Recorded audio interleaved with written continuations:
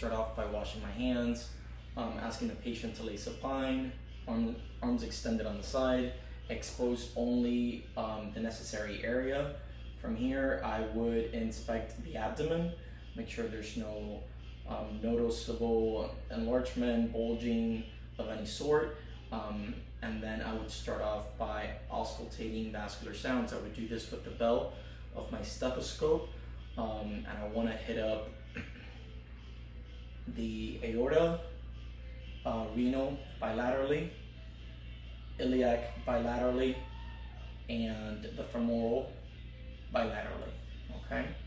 Now I'll switch over to the diaphragm and auscultate the four abdominal quadrants. So I'll start off the right lower quadrant, then continue up to the right upper quadrant, left upper quadrant, and then left lower quadrant. Really, you should be listening for about a minute, but just as long as it takes for you to get some audio, some activity in the abdomen.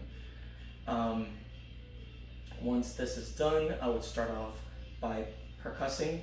I would move on to percussing, So I kind of want to percuss the entire abdomen, just kind of very systematic. Okay, and making sure to listen to resonance in some areas and then dullness in others. For the liver in specific, I kind of want to start down here, where I can hear some resonance, and kind of move my way up to the lowest border at the MCL, okay, until I hear dullness, and that's where the liver should be. At this point, I can start off with, I can move on to palpation. So with palpation, I want to start off just one hand, light palpation, asking the patient if he or she feels any pain, without lifting my hand, kind of move my way very systematically across the abdomen, hitting all the major areas. Okay, and again, do you feel any pain? No. Okay, and then move on now to deep palpation. So deep palpation, I'm just going to press a little bit further down, and again, move my hands without lifting, very systematically. Okay, do you feel any pain? And I want to hit up all the parts of the abdomen. Okay. After doing this, I want to palpate the liver and spleen. So with liver, I want to actually start down here, because an enlarged liver can actually move towards the right lower quadrant. So I'm going to start here, and I'm going to ask the patient to breathe in and out for me. Okay, again. Okay. All right.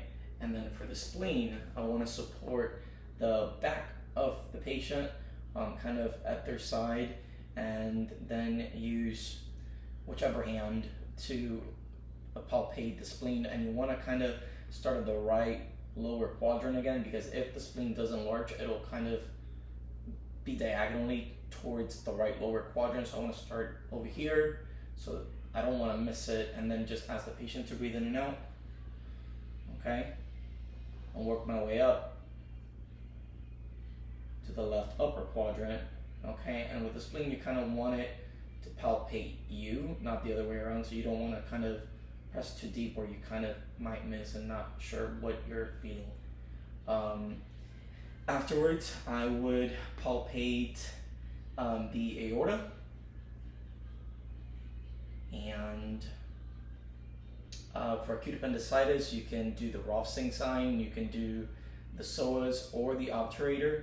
For the Rolfing in particular, you want to kind of dip your hands, so one on top of the other, at the left lower quadrant. Okay, and ask the patient if he or she feels any pain. And positive for acute appendicitis would be feeling pain at the opposite side, at the right lower quadrant instead. This would conclude the examination. Wash my hands.